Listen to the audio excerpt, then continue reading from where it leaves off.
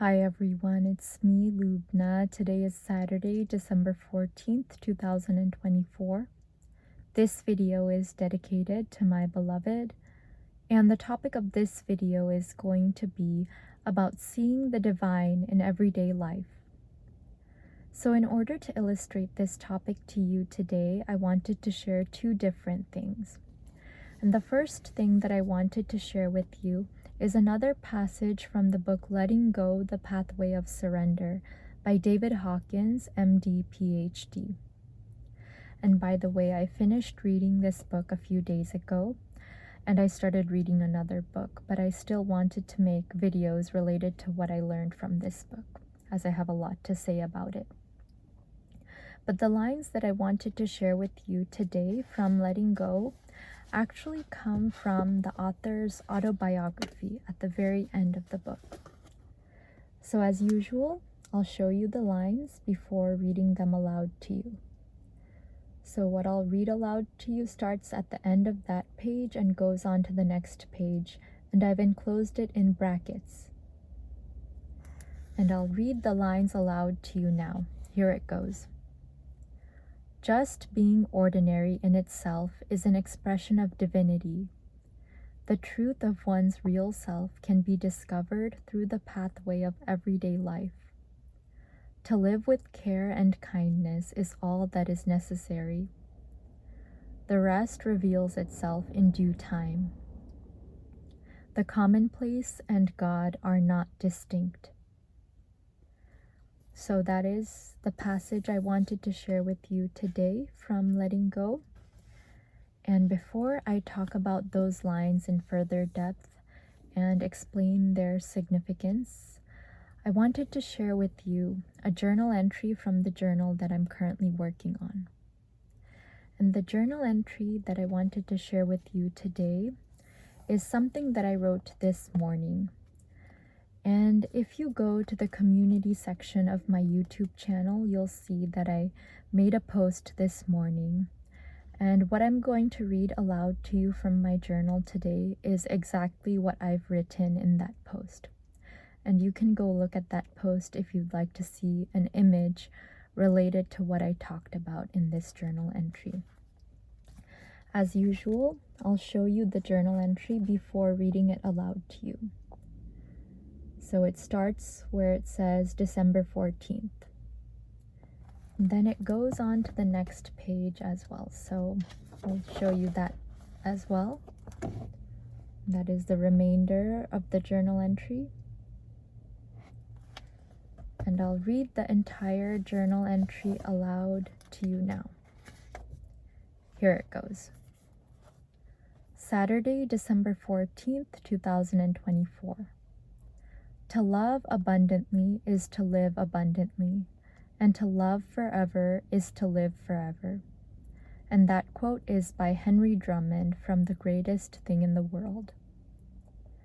The summer of 2019 was the last summer that I would be living in New York. I lived in a third-floor apartment on a noisy intersection in Manhattan, 125th Street and Amsterdam Avenue, for about a year and a half after graduating from Columbia University. There were always ambulances driving by, cars and taxicabs honking their horns, and people yelling outside. I lived above a bodega and a Chinese restaurant. I would go for walks alone in the city very frequently that summer, knowing that I would ultimately have to leave this place that I had such a deep love-hate relationship with.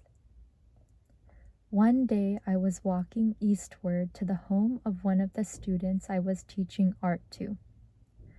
I taught art classes to children at an art and dance center in Brooklyn on Sundays, as well as privately. This 12-year-old girl and her family lived in the projects in East Harlem. I was always inspired by how good she was in terms of her spirit and her character, in spite of the environment she had to grow up in. I secretly prayed that she would always stay this way.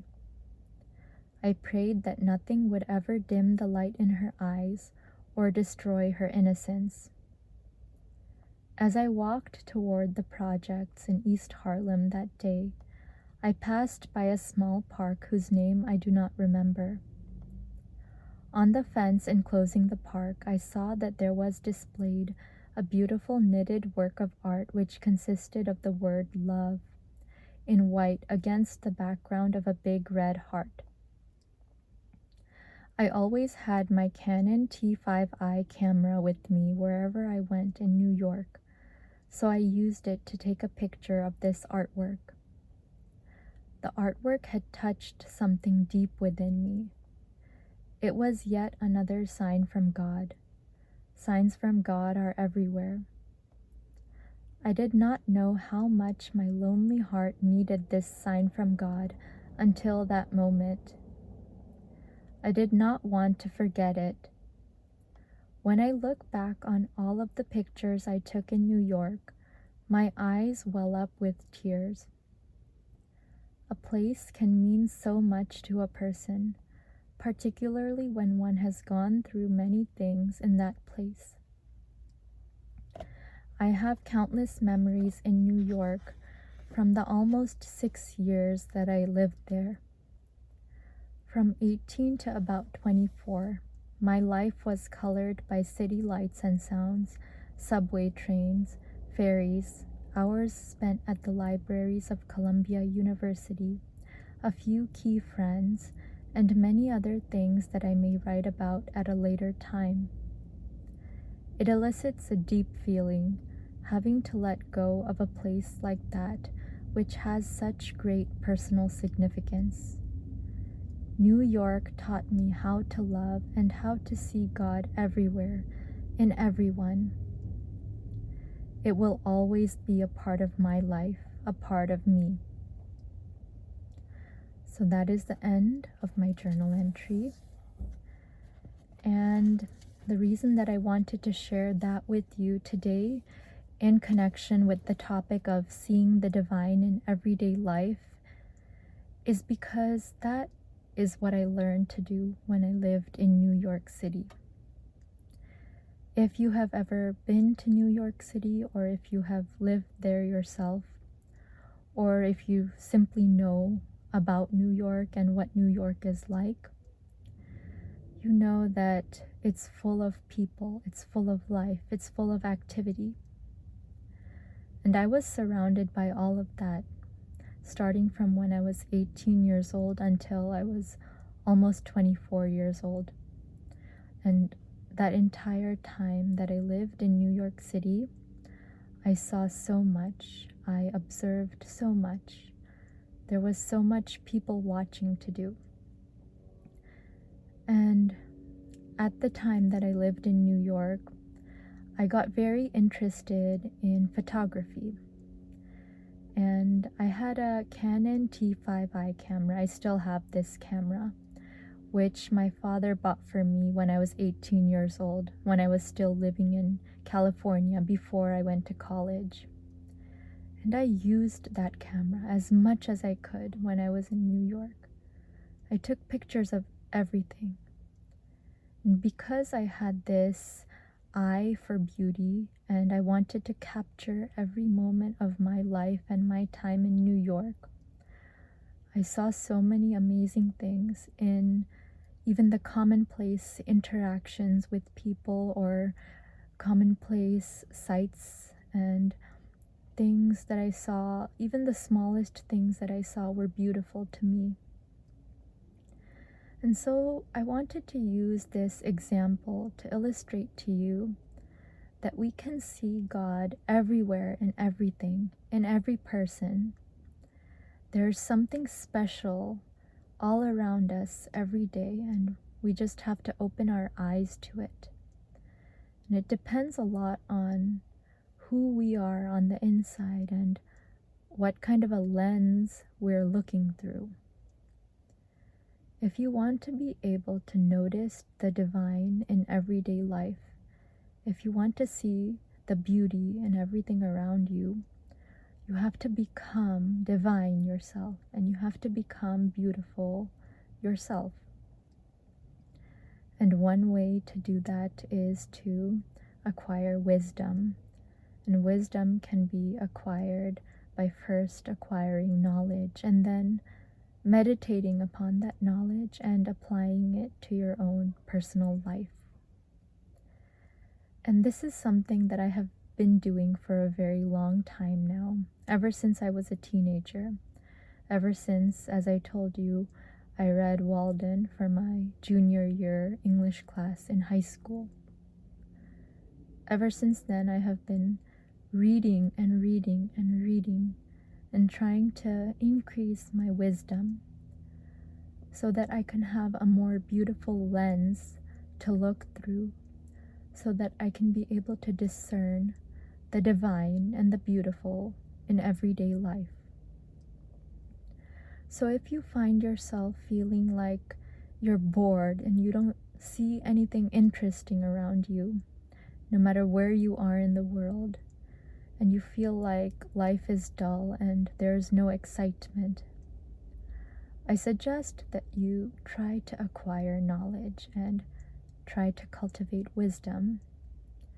Because when you do that, you'll be able to develop a more beautiful lens through which you can look at the rest of the world, at everything and everyone. And when you develop that kind of a lens, you'll be surprised to see God in everything and everyone. And I'm still working on further beautifying my lens through which I am looking out at the world. It's a continual, lifelong process, and it doesn't end. It never ends until the day we die. So by sharing all of that with you, I hope that I can inspire you to strive to cultivate wisdom through acquisition of knowledge and meditation upon that knowledge. And after you do that, you'll be able to see better the divine in everyday life, and even the smallest things, the most ordinary things, the things that are a part of your routine that you do every day without even thinking about it. You'll be able to see how even those things are divine, are expressions of divinity. Everything is an expression of divinity. Everything is an expression of God. I hope that you've learned something very, very valuable from my video today, as always. Thank you so much for taking the time to listen and or watch my video today. And with that, I'd like to wish you a wonderful day, afternoon, evening, or whatever it is, wherever you are in the world.